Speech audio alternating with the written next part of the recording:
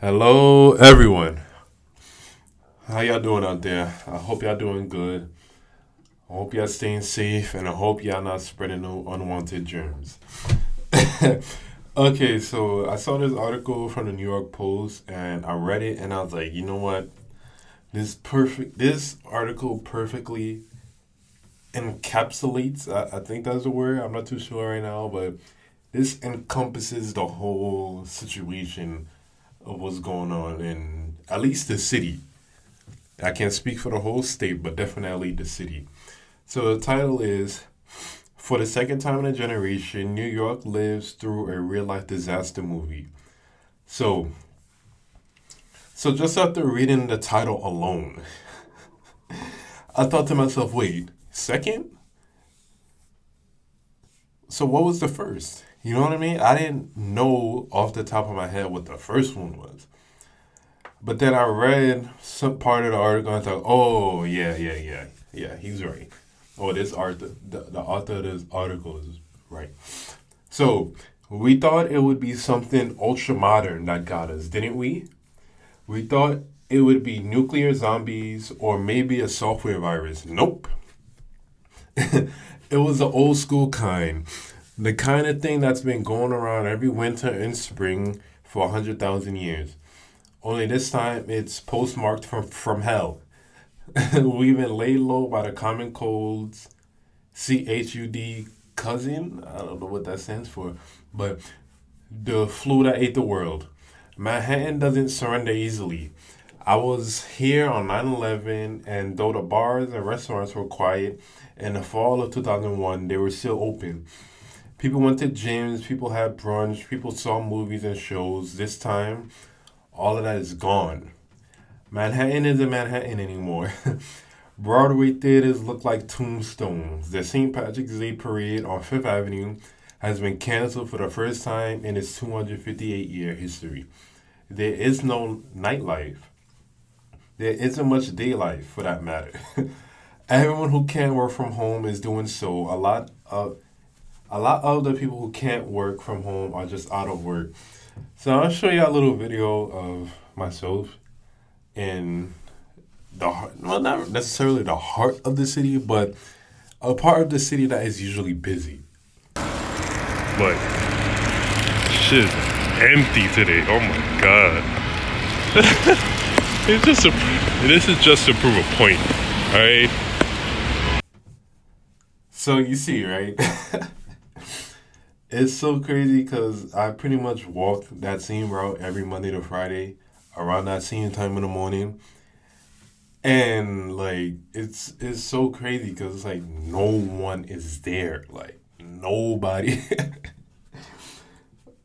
Not literally speaking, but compared to a normal day, like a regular New York day, it seems like no one is there. And to get back to the article, I can't personally speak about or talk about 9/11. I know it's a highly sensitive topic because, was it planned? Was it not?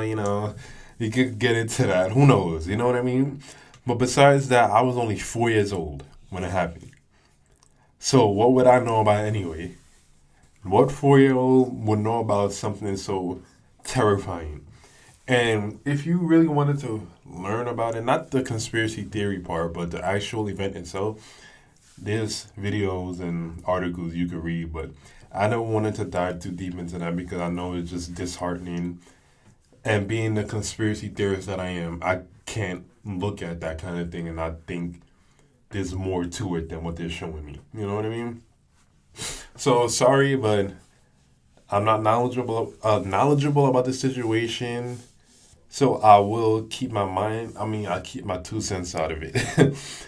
But one thing I did learn about somewhat about it, but just the after effect of it.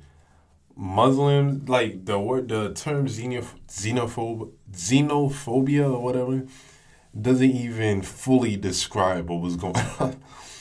The amount of, I guess, let's say, incidents against Muslims or Indians or just anyone that looked or resembled that, those people were shunned and attacked and whatever and stuff like that. And I think it was the Patriot Act that George Bush implemented after that, the 9/11 attacks, to, I guess, infringe upon our privacy.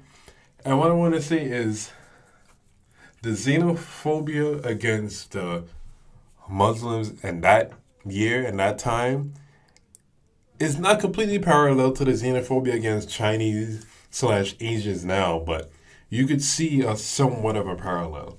Whenever anything happens and it's, I guess, linked to a specific race or ethnic group or sector of the population, those people are shunned and attacked or whatnot.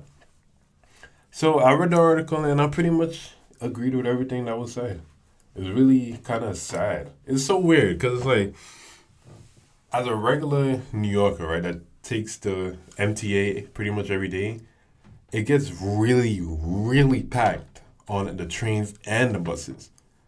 So it gets really annoying even getting on the train. But the other day I got on a train and I was able to actually sit. And if I wanted to, I could spread my legs out on the bench. I'm like, I don't like this. I don't like this. It's so weird. Like, I don't know how it is to grow up in a small town. So I could imagine it's probably be the same, but in reverse, right? So you grow up in a small town, you're so used to having so much space. Imagine that space being compromised for other people. Not for anything, not for animals or nothing else that could take up space. But imagine that space being compromised for because of other people. That's what's going on here.